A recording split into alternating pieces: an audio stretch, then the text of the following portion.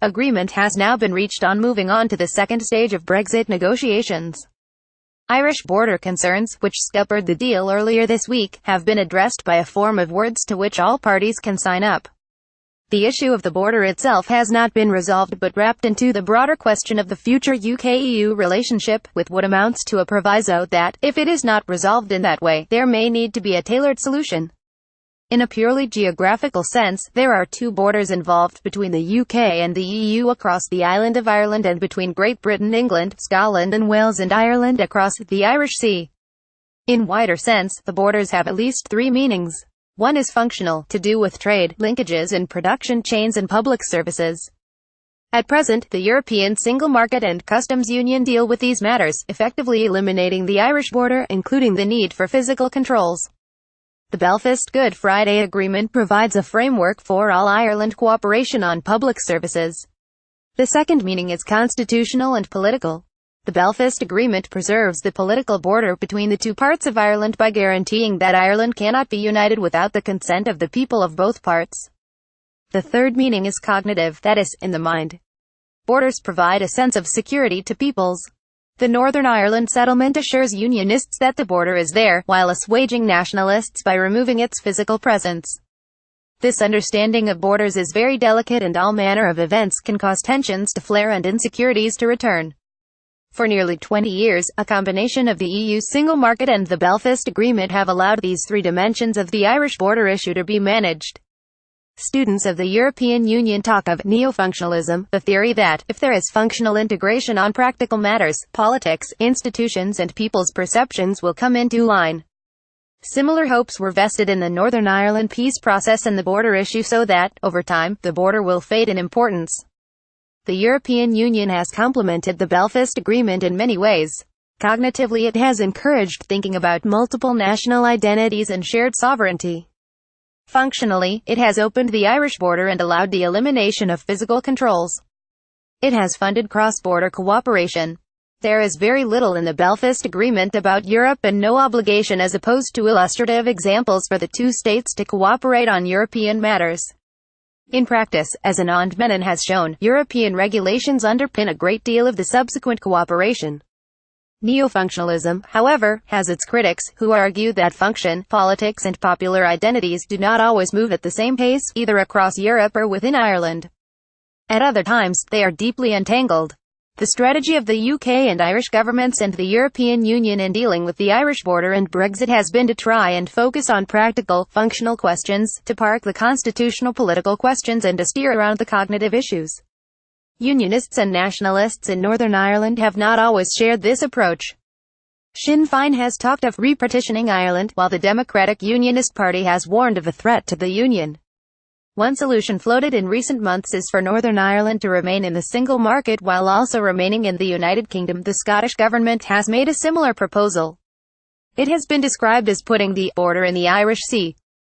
This is problematic on the functional dimension because, if Northern Ireland were in the single market and possibly customs union and Great Britain outside, there would be economic barriers between the two.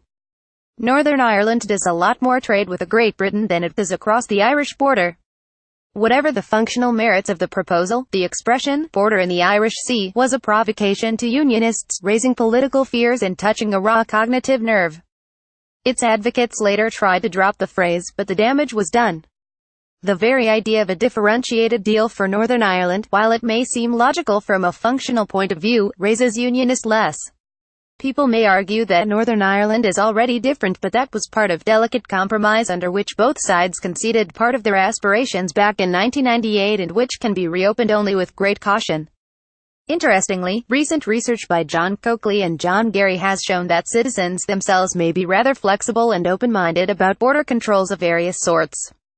This reminds us that these are not just matters of hard fact but of perception and the way the issue is framed. A particular border question is given meaning when political leaders decide to make it so, and this can happen in unexpected and unpredictable ways. Basically, the problem is not where the functional border should run, but the existence of that border itself. The UK government for a long time seemed to take the view that the problem could be resolved by technical means. They understood that the physical border has a strong symbolic and cognitive meaning and insisted that there would be no visible border, or physical structures. The wording changes over time. Instead, customs posts could be placed away from the border, clearances for shipments could be done, vehicles could be tracked by number plate recognition, and migrants could be checked at the place of work. Yet a virtual border is still a functional border, and regulatory differences and perhaps tariffs would remain. The latest deal seeks to address all these issues, with a large dose of the constructive ambiguity that has characterized the Irish peace process. There is a hope that, with a close relationship between the UK and the EU, or soft Brexit, many of the functional issues will become moot. The need for regulations on both sides of the border to remain consistent in order to allow an open border has given rise of a number of expressions: regulatory harmonization and absence of regulatory divergence, and now regulatory alignment. Yet the deal collapsed on Monday, less because of differences in the details of regulation, but because the Democratic Unionists feared the political, constitutional and cognitive implications of regulatory divergence, which could create a new border, however invisible, within the United Kingdom. The revised version accepted on Friday addresses this by incorporating assurances about the political dimension of union.